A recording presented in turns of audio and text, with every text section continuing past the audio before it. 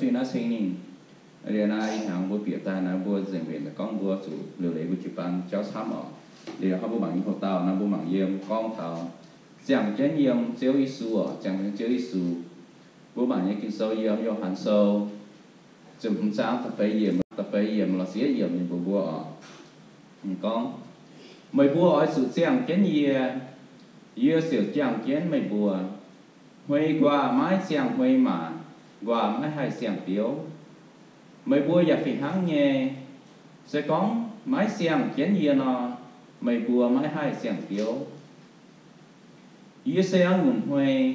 mày bùa sẽ ăn nguồn qua hãy tao xem chén gì ý là chẳng chén nín quá tao xỉu xem phiếu kỹ ná mày bùa lấy gọi gì nó mày bùa mái hai dấu hay nhủ hãy tao mái xem chén gì xỉu hăng tiêu huê qua chủ phích quảng gai mình giả chủ giáo tài tắp tục tô giàu búa quảng mình sẽ có mày bùa chẳng chén gì như quả giả chẳng chén mày bùa thố hay nhỉ mày bùa sự tu quá nhỉ sẽ có mày bùa chẳng yếu kít mày bùa sửa phun miền thai như tiền tháng này mày bùa sửa bền như sài cỏ sản tia hăng hải nó hám gì giả hám có nó hám mày bùa ở sự khảo vấn gì hám miền nhẹ héo sẽ có mày bùa chén gì như linh sầu như siêu sản hám mày bùa hám gì chén gì như tia như linh sầu nên siêu sản hám gì nói tay quả gì bùa mày bùa hai tú như trên nhiều và trên nhiều thảo tao lãnh sinh thiên hùng bây giờ họ tao những họ có xem kiến xéo Giêsu thì họ bố mảng bây giờ focus bây giờ tại scripture này tại gìอย่างsố này bây giờ mảng sẽ bố chẳng những xéo Giêsu khang là tổng phích quảng khang bố cái mảng thằng khang next week bố sang mảng thằng này next week bố sang biệt thảo con bố chẳng xéo Giêsu buổi tu thì họ bố mảng chế bố chẳng chế xéo Giêsu buổi tu như bố ham cả có bố nhẹ mẹ có bố hiếu tu bố hai mảng tức bỏ đàn người cháu họ bố tức bỏ có ôi y hoi phải tắm hoàng phải y hoi phải nhặt khá lái hoi như nó bằng kềnh y hoi thì tắm muốn chỉ sắp xong mông như chia sụt tăng có bố hiếu tu năm tỏ bố hiếu tu có bố hát sản xem hát trong tài sang hổ có bố hiếu tu dùng nguồn thì họ bố khá lái hoi bố xem nó nó bằng kềnh bùa như bố nhẹ mù tỏi bùa như bố nhẹ hoàng tỏi bùa như bố chuối bùa như bố nhẹ tôm nhén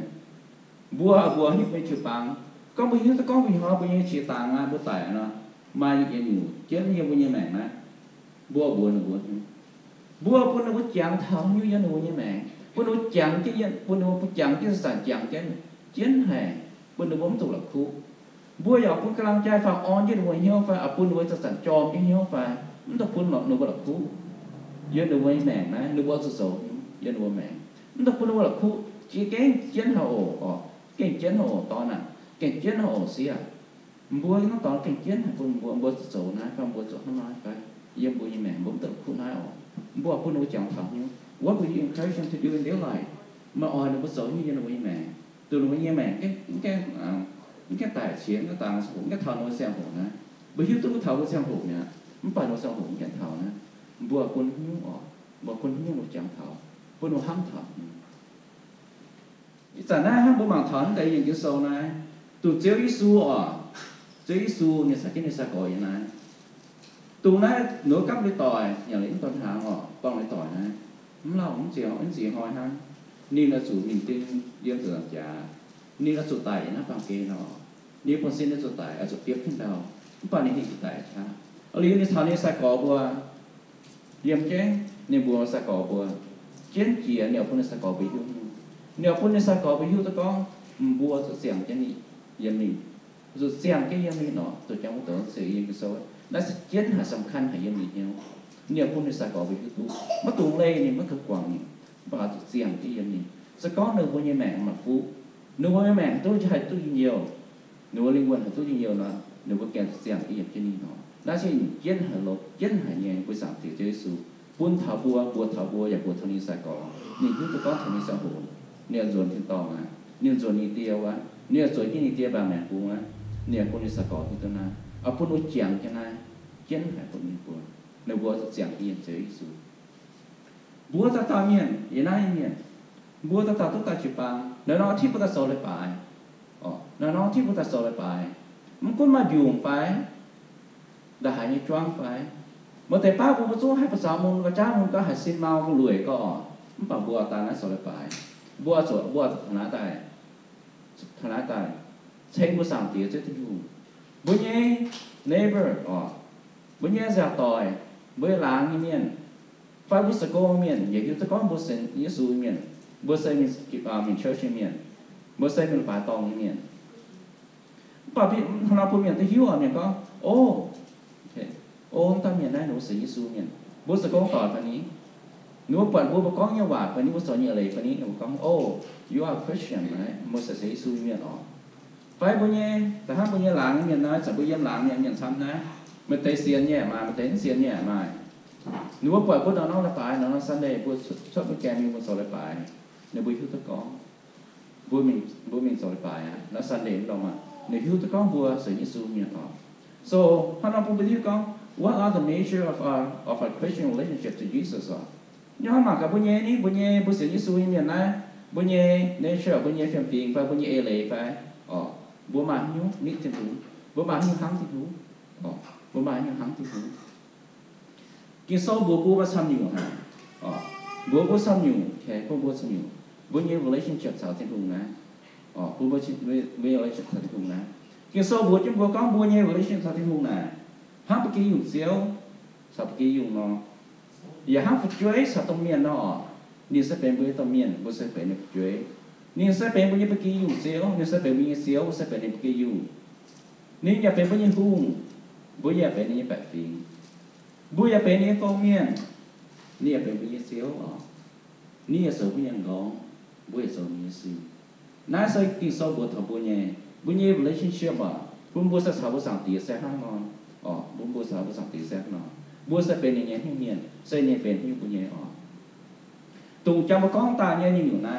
บุญซีบุญทงบุญก้องหิวก้องน่าใส่อยู่ใส่นั่นแต่น่าบุญเนี่ย relationship ตัวเมียตัวเจ้าก้องตายอยู่ไหนบัวใส่เป็นอย่างนี้เมียนตัวเมียบัวหน้าให้บัวมาเยี่ยมเสื้อที่หัวบัวหน้ากิ๊กยังตายยี่ห้อบัวมังเถาใส่อย่างกินโซนายบัวมังเถาก็บัวข้าเราเสียงที่เสียงที่สูบัวมังเอ็มบัวเสียงที่ยังเสียงที่สู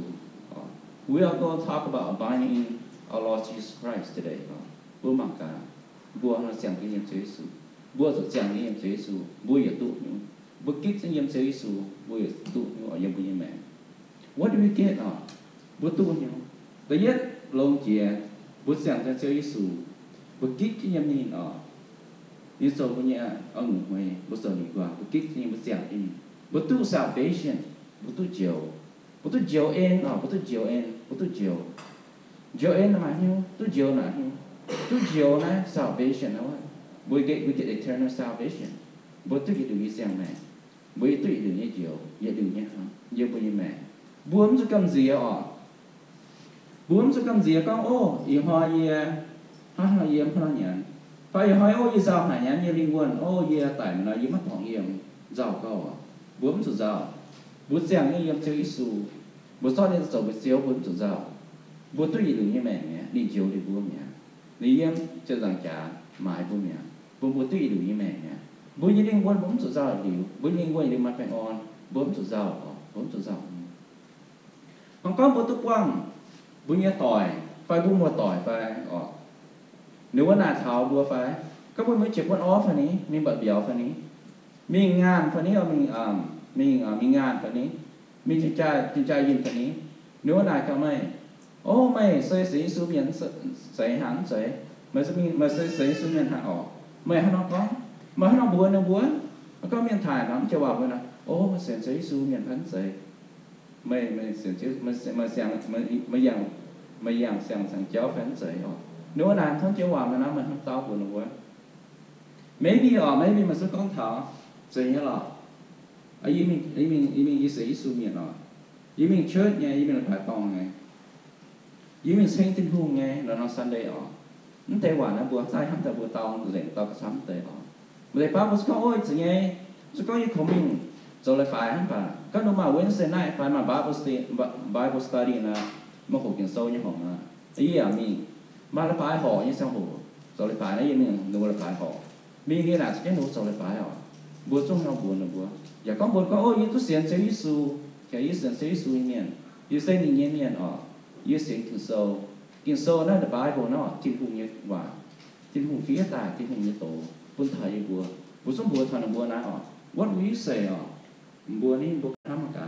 miền tới này kiến tây hoàng bùa như phải vì hám ta bùa ta miền tới này mà tại ba miền tới này chỉ bùa nhỏ bùa quang sự nữa này cả ô mình sẽ thấy số miền bùa miền tới này chỉ bùa nhỏ không phải như chúng ta con thì sản hộ thảo bằng thằng này vì kiến thầy chúng ta con yếm có của hai trang tao cùng tây hoàng và bây giờ số tao có nhiều tự nhiên ở, giờ số tao có tự nhiên xíu chẳng cái gì à, giờ chẳng cái xíu ở, nó mà không mà hiểu, chứ có không bố sẽ như số họ, bố có chẳng cái xíu, I am buying tự nhiên mà, giờ kít cái gì đó, I'm buying, không có kít cái gì cái nào, kít cái gì, chẳng cái gì, tác mi nó tác quân sinh con thành, quân sinh con chế sử dụng cái gì, chế sử dụng cái gì hiểu chế sự chẳng cái gì có một con chế sự chẳng cái gì phải chẳng cái sự là bố lành xin con tùng tao sợi đùng sợi đỏ tay như xíu chế thiên hùng tùng thiên hùng tay chứ chế gì mà muộn tay tay thiên hùng này tùng chiên xíu để tùng được tạo xíu tay này hô chế hết chế nó đồng biến tác xíu này họ nhìn sợi chẳng cái gì nghe bật diêu nghe mẹ nghe linh quần này sẽ phải ní béo resident นะเสก็ทานี้บัวจะเป็น resident อ่ะบัวจะเป็นนี้ตองนี่เยี่ยมนี้ตองอ่ะนี่เยี่ยมนี้ตองบัวจะเป็นนี้สิ่งตีบัวจะเป็นเสียวนี้สิ่งตียังไม่ยังแม่เขาก็บุกก็เสียวอ๋อเสียวจังที่ยังบัวบัวเป็นเนี่ยก็โอ้จะเนี่ยล่ะยี่สิบเจ็ดสูบัดเจ็ดสูจังที่ยังเยี่ยยี่จังที่ยังเสียเนี่ยเสียวที่บุอ๋อถ้าเราพูดสิ่งนั้นตัวที่ว่า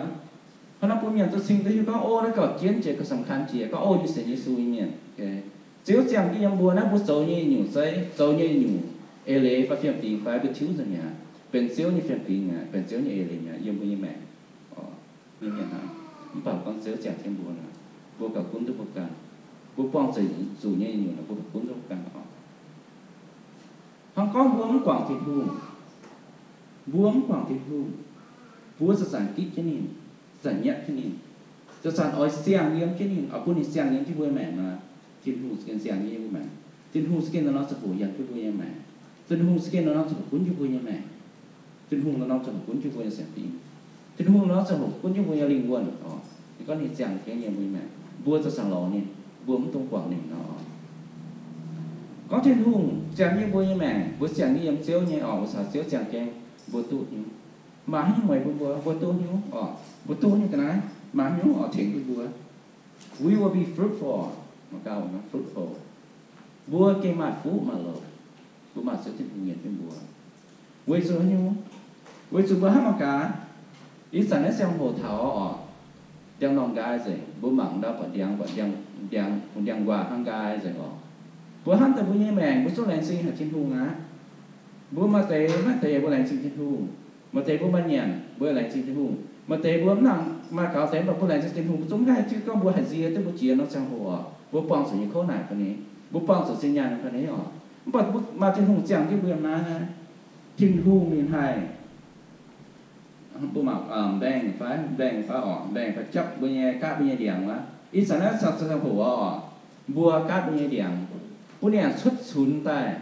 bữa lại có bữa béo kít hả bữa mà phú hả bữa mà lô hả như bữa mẹ con bữaจะสั่นbữa rồi sẽ phải bữa rồi nhưng phải bữa buôn trên hùng giang cái nhân chú bữa mẹ bữa buôn trên hùng giang cái bữa sẽ hả giang cái bữa chuối trên hùng này cát non đèn là con sang xuống xuất tạo bét cho mình béo ăn cào kít nông chìa béo ăn cào kít nông chìa cào rồi chìa cào tút chắp chìa trên hùng thì sản tỏ trên bữa the more we abide to Jesus, the more we will be fruitful. Có bốจะสั่นแค่บจะสั่นคิดที่ยังต้องสั่งสิสักหนึ่งบจะสั่นเขาที่นี่บจะสั่นคนหนึ่งคุ้นที่บุญยาเสกคุ้นที่บุญยาแม่ cũng như bữa sản dầu nhé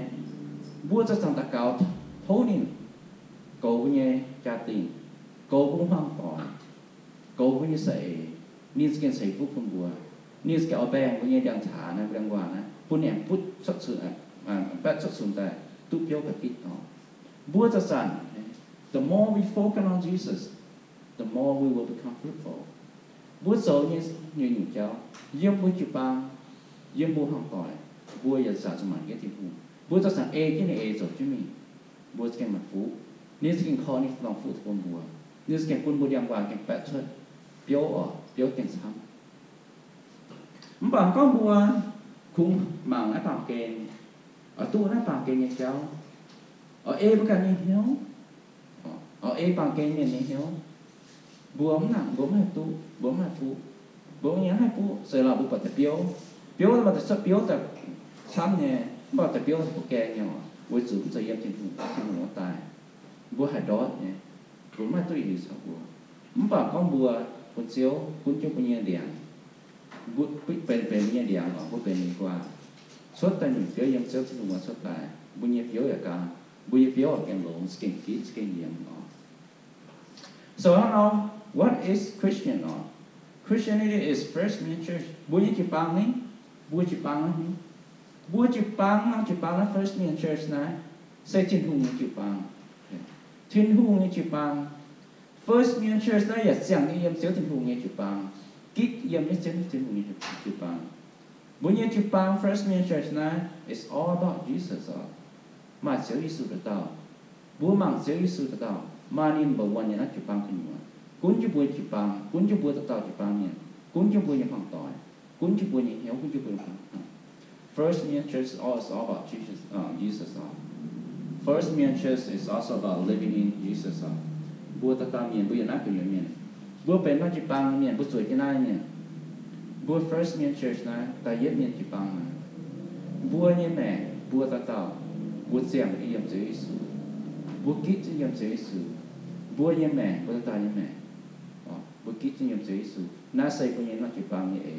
bùa nó chụp băng như máu bùa nó chụp băng như ham bùa nó chụp băng xem tim bùa kít chữ yếm chữ Giêsu bùa xem cái yếm chữ Giêsu y hai bùa mang thảo bùa abide in Jesus bùa không mang thảo này bùaจะเสียงยังไม่เสียถึงหูบวจะกินยังจะถึงหูบวยังแม่สักมาฟูบวโซยยังสักมาฟูบวโซยกับปานยังโกงฟันนี้บวจีปังฟันนี้เสียวยิสูบวจีปังคิดยังเสียงเสียวสูบวโซยยังบวโซตัวนี้บวโซยยังบวโซตัวช่วยบวโซยยังถึงหูเบ็ดจางปูนี้ฟูปูบัวปู